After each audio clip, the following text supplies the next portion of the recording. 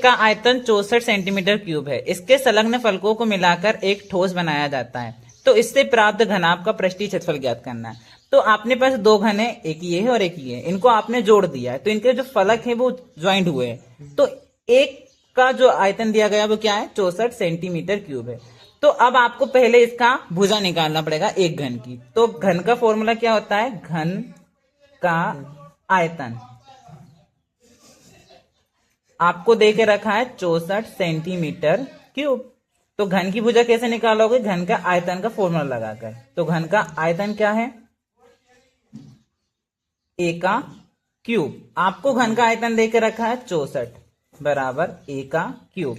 तो ये क्यूब आप इधर लेकर जाओगे तो ये अंडर रूट बनेगा, और अंडर रूट से आपके जोड़े निकलेंगे 3 के पावर से ना। तो 64 का आप एलसीएम निकालोगे तो क्या होता है, 64 का घनमूल कितना होगा, 4 होगा।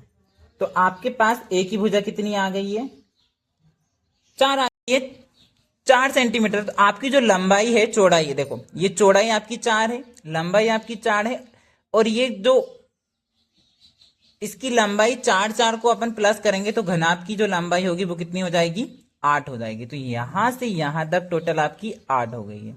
ठीक है, तो अब इसके अकॉर्डिंग आपको निकालना है घनाभ का पृष्ठीय क्षेत्रफल।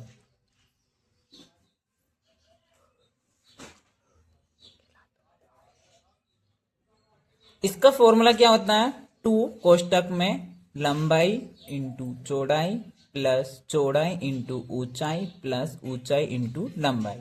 तो आपके पास लंबाई कितनी है 8 इंटू चौड़ाई कितनी है 4 प्लस चौड़ाई 4 है, ऊंचाई भी 4 है, प्लस ऊंचाई 4 इंटू लंबाई 8 है।